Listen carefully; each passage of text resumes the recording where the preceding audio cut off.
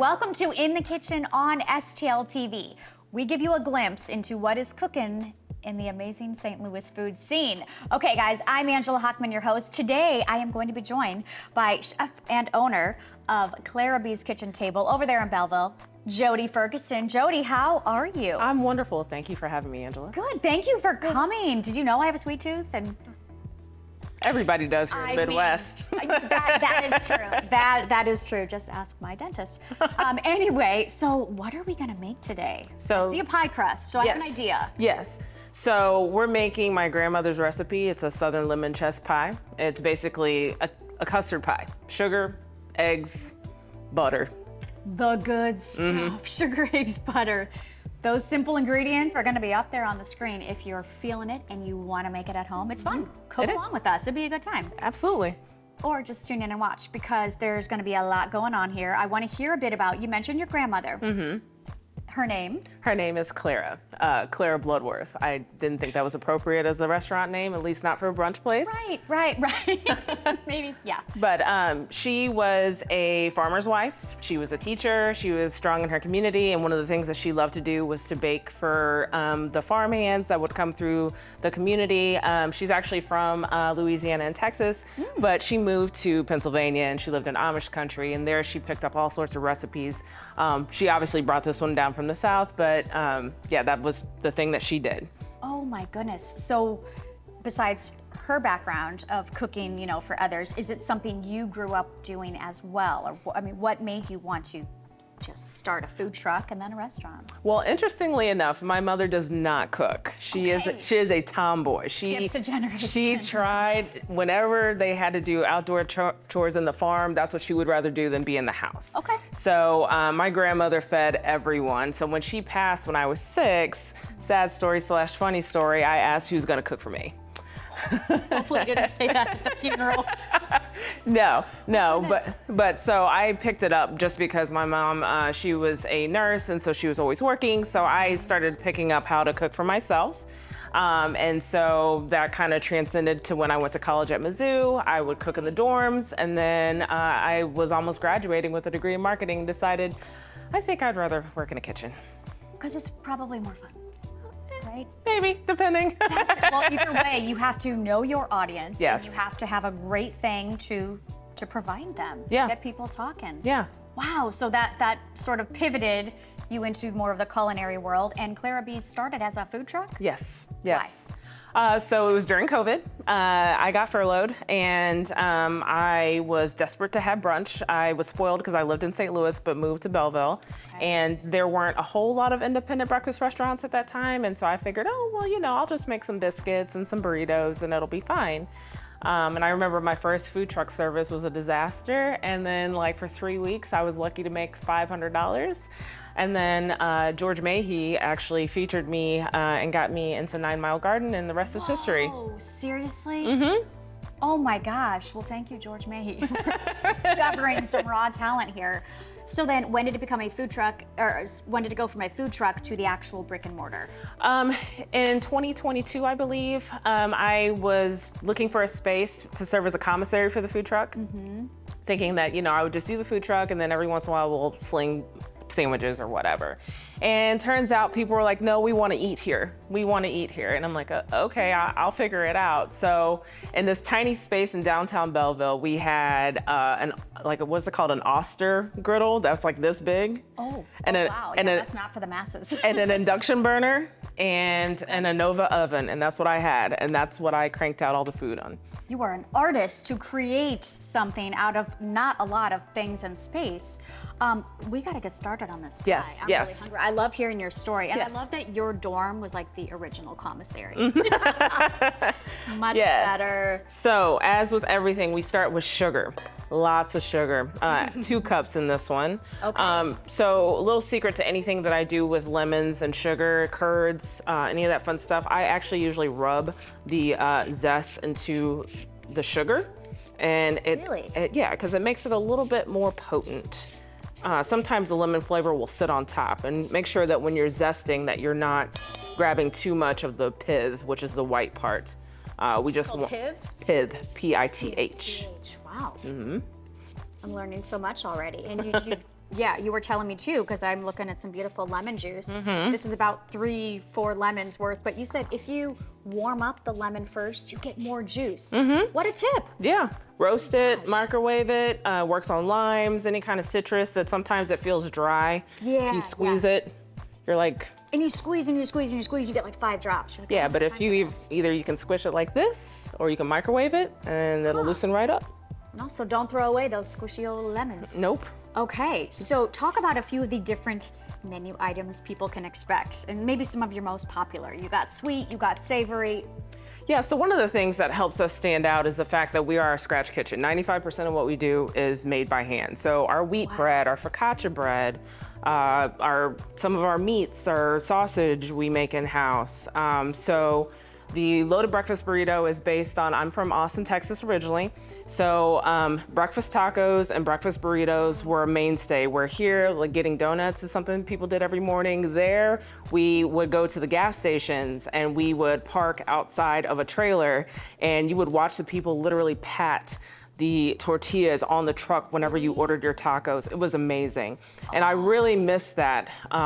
I'm not making tortillas by hand, but I do make everything else. And so that was kind of what I wanted to bring to the area just because it's not that popular.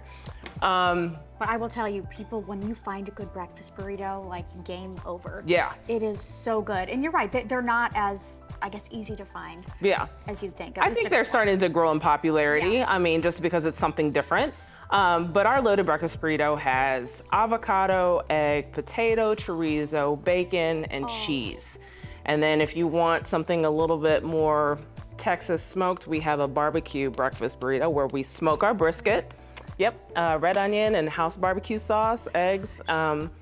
We were just talking about Buc-ee's in the back. Yes. So that's kind of the inspiration there. Oh my gosh. So, and then obviously the duck fat gravy. Yes. Duck fat, house sausage. I gotta ask you, because as I mentioned, I have a sweet tooth. What the heck is a Texas cinnamon roll? It's one that's as big as your head. That's it. Okay. So we make the cinnamon rolls. We make the dough in the evening. We let it rise overnight. We roll it out in the morning, and then we let it grow to gargantuan proportions. Yep. Do people ever order it just like one person? Okay. Not very many people will finish it. I'm always impressed What do when they get if they finish it? They get their name on the wall. You know, we were actually thinking about what are we going to give people if they actually manage to eat this all in one sitting. I mean, I'm telling my father-in-law because he loves a good cinnamon roll. So okay. Now I'm gonna accept that challenge. All right, so we've rubbed the lemon zest into the sugar. We're gonna add flour, cornmeal, and salt. Ooh. I add those in with the sugar so that way there's no clumping of the ingredients. Okay. Interesting. Okay. And then 4 eggs. When baking, I recommend room temperature eggs 9 times out of 10.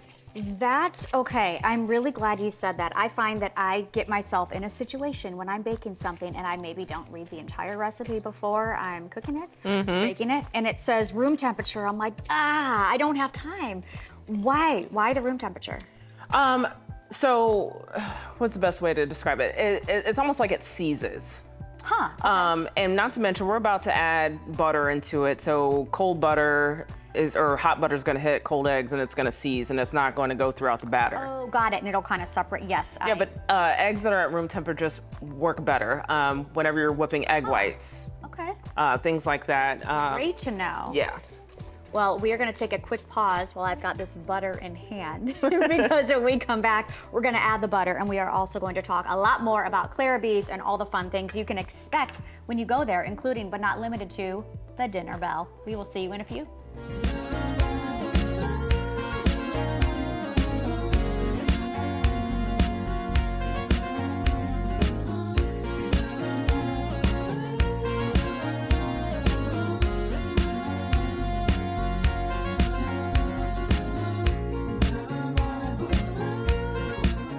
When we first met Todd, he was singing a song, and I was like, wow, look at this kid with the biggest smile.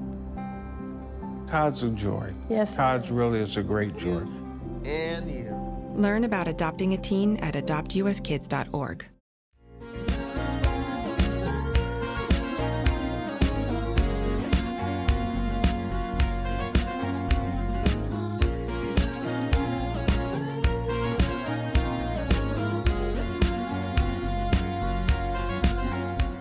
Hey there, welcome back to In the Kitchen. Now, when Jodie and I left off, we were preparing the Southern Lemon Chess Pie. What a great name. Yeah. Why the chess part of it? I couldn't tell you. Okay. Okay, moving That's on. what I know. I love it. It is what it is. We're done. Okay, cool. So I believe I left off kind of like this with the butter. So butter goes in everything that we make at Clara Bees. We don't use shortening. We don't use margarine. Everything's 100% butter. Life is too short to not. I'm have telling you. butter. I'm glad you get it. Oh yeah. Evaporated milk. You can use regular milk if you want. I just like it because it's a little bit richer. And then some lemon juice.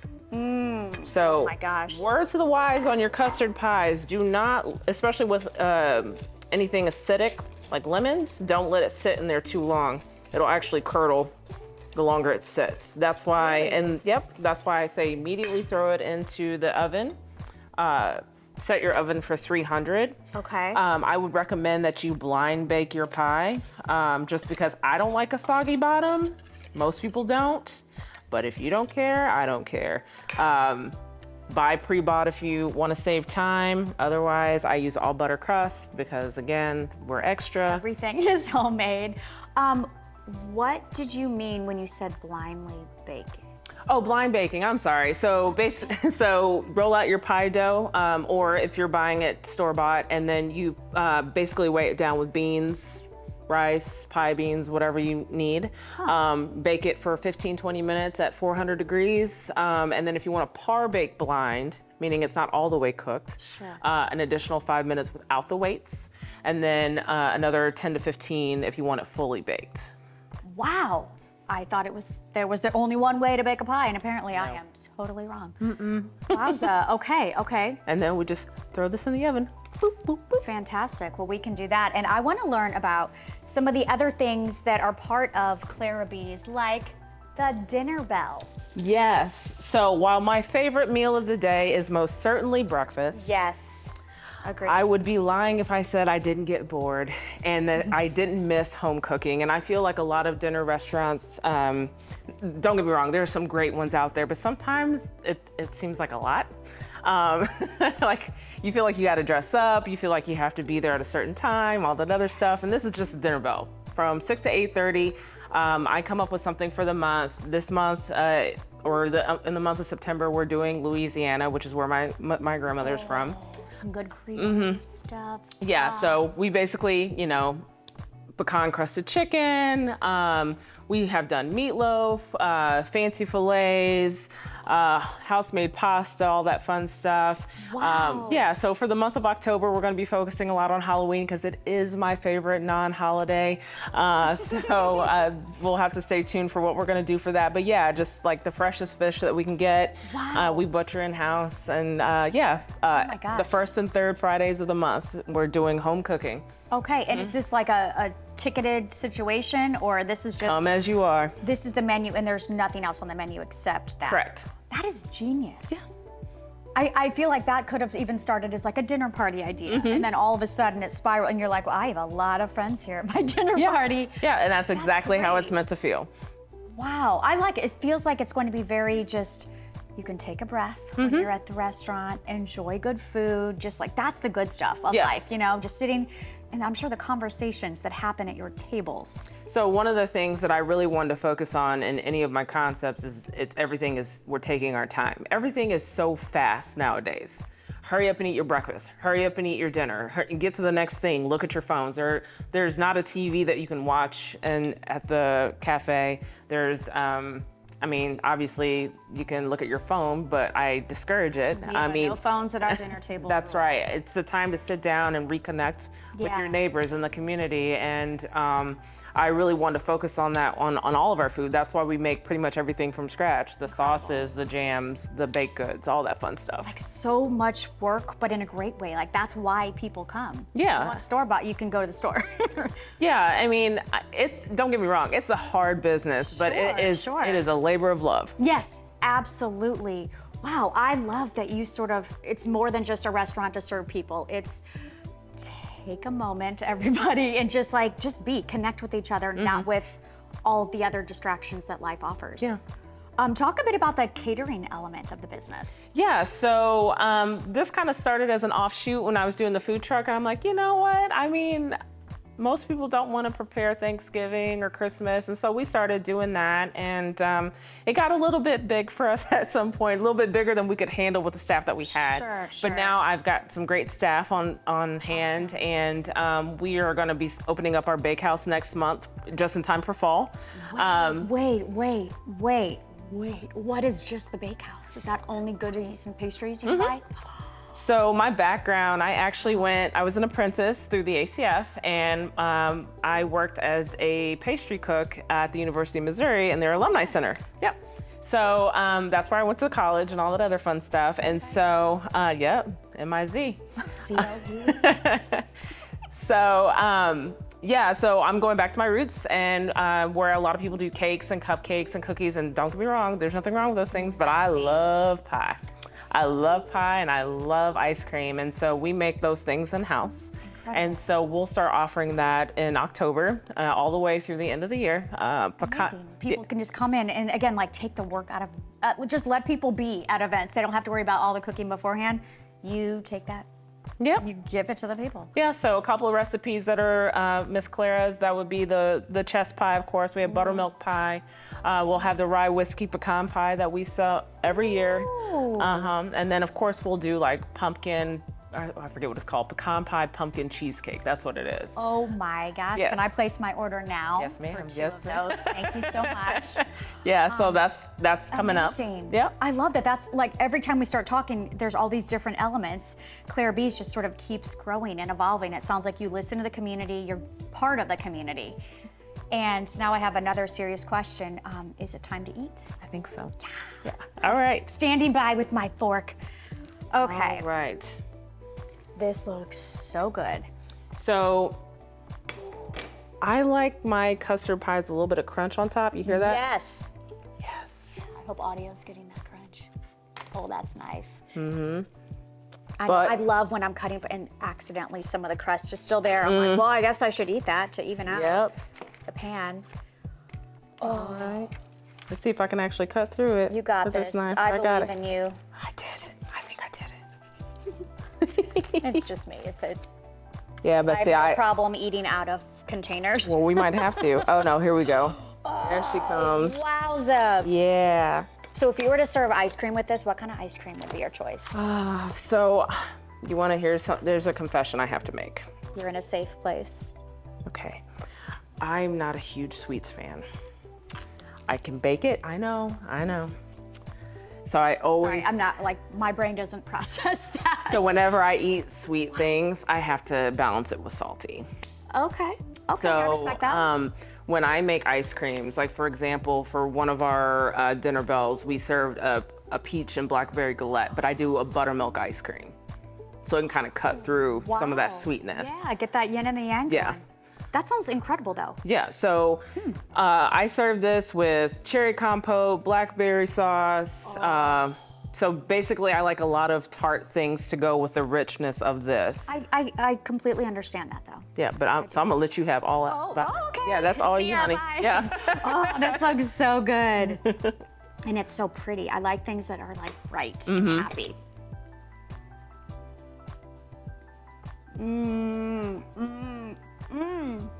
Wow. I've had a lot of desserts. I've never had anything remotely close to this. It's a Southern thing. Like it's tart but not too tart and sweet but not too sweet. This might be the perfect pie. Well, thank you. Holy cow. I know I need to keep talking and stuff, but I really just want to keep eating that. I have to tell you, Jodie, it has been so fun baking with you in the kitchen, learning about Clara B's. You've hit the ground running. Yeah. And it seems like it's just taken you on this wonderful journey. It and has you're just been. rolling with it. Yeah, like my strength and my ability to do this comes from the community. Belleville has been so supportive since we started, and the other business leaders and even whatever collaborations we do with other businesses have really been behind us and helping us. And so I just want to return the favor. Yes, the community is very, very appreciative, as I'm positive. Okay, that is going to do it for this episode. You guys, make sure you follow Clara Bees. There's a lot going on. Get in on this Dinner Bell situation too. It sounds like a blast. It is just a little bit of a drive from downtown St. Louis, nothing too wild. Check their website, check their social, just get plugged in. This is a community I think that just people want to be part of. And the inclusion factor is huge there too. You make people feel just comfortable. Awesome. So that is going to do it for this episode. Also, while you're on social media, please find STL TV. We are everywhere as well. You can check out old episodes of In the Kitchen. There's lots of other great programming. And of course, In the Kitchen has our own Facebook page. Yes, we're big kids. So if you are out and about and you're eating at a great place that you think could make a good dish with me, bring it. We want to have everyone that we know and love in St. Louis join me in the kitchen. Guys, that is going to do it. Thank you so much for watching. I'm Angela Hockman. I gotta go. I gotta get back to this pie. Thank you so much for watching.